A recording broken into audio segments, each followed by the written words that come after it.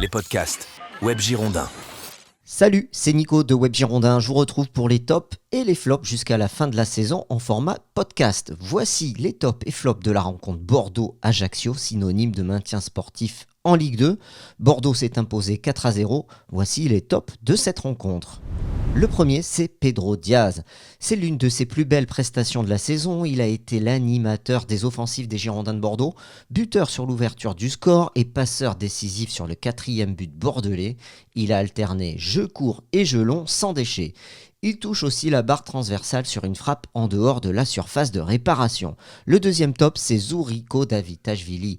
Même s'il reste encore un peu la tête dans ses chaussures sur certaines phases de jeu où il a le ballon dans les pieds, il a encore été le détonateur de cette équipe bordelaise avec des courses rapides vers l'avant. Il marque un superbe but d'une frappe du pied droit et s'applique aussi dans ses transmissions de balles. C'est à noter.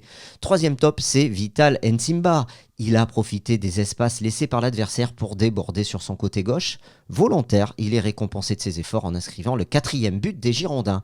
Enfin, un top spécial pour Mathis Angeli et Mathias De Amorim.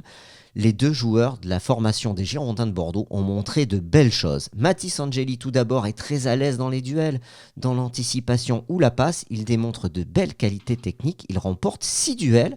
Dommage car il sort sur blessure. À la suite d'un contact irrégulier d'un adversaire, il est touché à l'épaule et il n'a que 16 ans.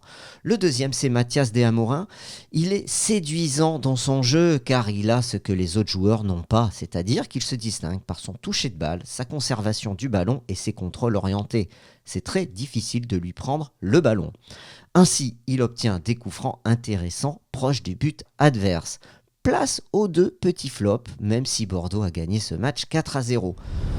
Deux joueurs ont été un peu en dessous dans ce match, même s'ils ont fait des passes décisives. Le premier flop, c'est Jan Vipotnik, qui est encore sur un match très discret pour le numéro 9 bordelais.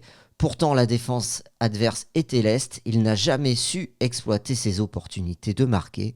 Il fait toujours le contrôle de balle de trop plutôt que de tenter sa chance en s'exécutant rapidement. Il pêche encore par un manque de réactivité dans la surface de réparation.